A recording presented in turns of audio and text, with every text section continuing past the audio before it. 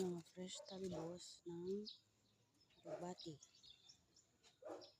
Kunin natin yan bukas para almusal. Meantime, buras ng, matigas na. Okay, ito na lang.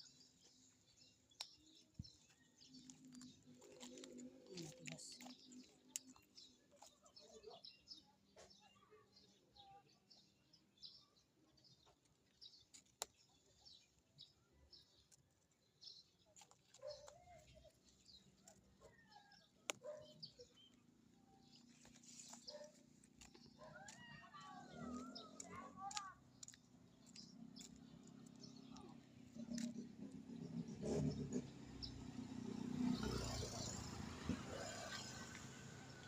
Kaming sitaw.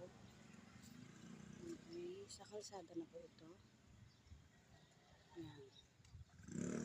Mayroong malunggay. May another papaya doon.